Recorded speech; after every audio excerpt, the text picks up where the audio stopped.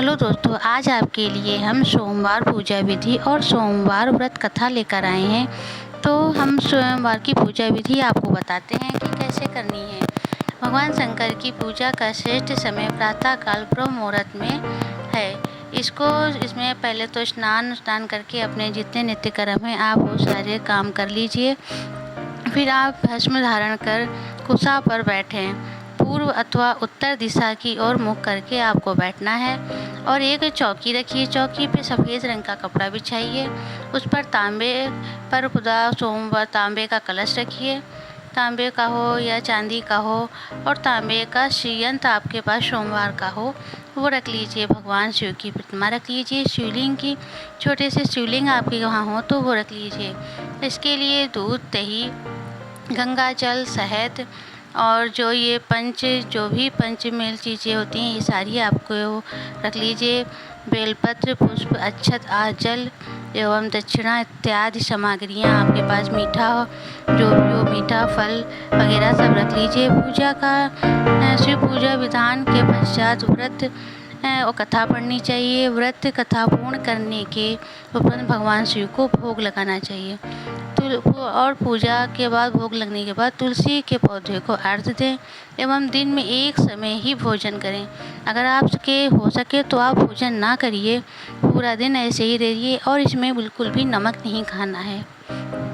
तो ये हमारी पूजा की जो विधि थी वो मैंने आपको बताई।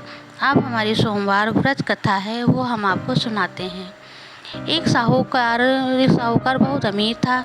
उसके पास धन की कोई कमी नहीं थी। साहूकार के पास सभी सुख और ऐश्वर्य के साथ थे, किंतु उसको एक ही दुख था कि उसकी कोई औलाद नहीं थी। दिन रात वह इसी चिंता में लगा रहता और वह पुत्र पाने के लिए हर सोमवार को भगवान चंद्रदेव व शिव जी की पूजा करता। वह व्रत रखता था। साहूकार की भोलेनाथ के प्रति ऐसी भक्ति देखकर एक बार माँ पार्वती जी ने शिव जी से कहा, हे नाथ, ये साहूकार आपका अनन्य भक्त है और सदैव ही आपका व्रत और पूजा भक्ति भाव से किया करता है। आप कृपया करके इसकी मनोकामना को पूरी कर दें। पार्वती जी के ऐसे वचन सुनकर भोलेनाथ ने माँ गौरी से कहा, हे पार्वती, यह संसार एक कर्म क्षेत्र है।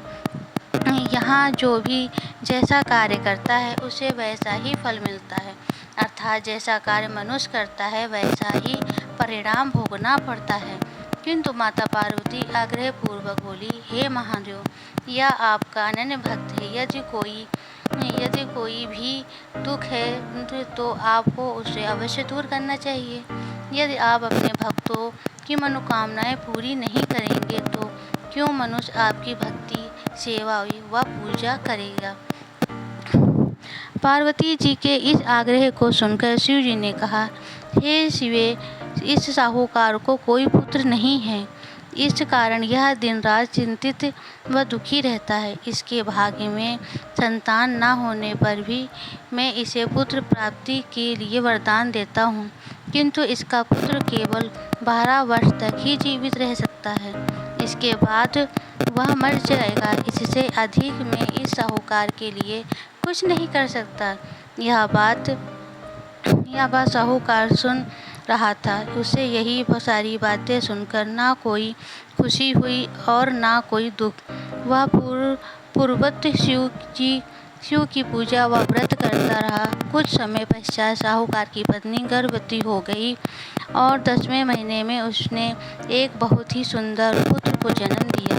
साहूकार के घर में बहुत खुशी मनाई गई, किंतु साहूकार ने अपने पुत्र की 12 वर्ष की उम्र जानकर कोई खुशी प्रकट नहीं की और इस संबंध में किसी को कोई भेद भी नहीं बताया। वह बालक धीरे धीरे बड़ा होने लगा। जब वह बालक 11 साल का हो गया तो बालक की माता ने साहूकार से उसके विवाह के लिए कहा, किंतु साहूकार ने कहा कि मैं इसे काशी जी पढ़ने भेजूंगा। साहूकार ने अपने साले को बुलाकर कहा कि तुम इस बालक को काशी पढ़ाने ले जाओ और इसे विधिवत शिक्षा ग्रहण कराओ। साहूकार ने उसको बहुत सा धन देकर कहा कि रास्ते में जहाँ कहीं भी ठहरो वहाँ यज्ञ और ब्राह्मणों को भोजन कराते जाना। इस प्रकार वह दोनों मामा भांजे रास्ते में यज्ञ करते, दान देते और ब्राह्मणों को भोजन कराते जा रहे थे। रास्ते में एक शहर पड़ा। उस शहर में राजा की कन्या का विवाह था। एक अन्य राजा का लड़का बारात लेकर आया था, लेकिन वह एक आंख से काना था। लड़के के पिता को इस बात की चिंता थी कि वर को देखकर कन्या के माता-पिता विवाह में किसी प्रकार की अड़चन न डालें। इसी कारण जब उन्होंने साहूकार के अति सुंदर बेटे को देखा तो उसके मन में विचार आया कि क्यों न इस लड़के से विवाह का कार्य पूर्ण कर लिया जाए। यह विचार कर उसने लड़के और उसके मामा से कहा कि यदि आप फेरे व कन्यादान का कार्य पूर्ण करा देंगे तो आपकी बड़ी कृपा होगी और हम आपको बहुत सारा धन देंगे। साहूकार के लड़के और उसके मामा ने इस बात को स्वीकार कर लिया था। विवाह का काम भली प्रकार से पूरा हो गया। जब वह लड़का जाने लगा तो उसने चुपके से राजकुमारी की चुंडी पर लिख दिया कि तेरा विवाह मेरे साथ हुआ है, लेकिन जिसके साथ तुम्हें भेजा जाएगा वह एक आंख से काना है। मैं काशी जी को जा रहा हूँ। राजकुमारी ने जब इस प्रकार लिखा पाया तो उसने काने राजकुमार के साथ जाने से इनकार कर दिया और कहा कि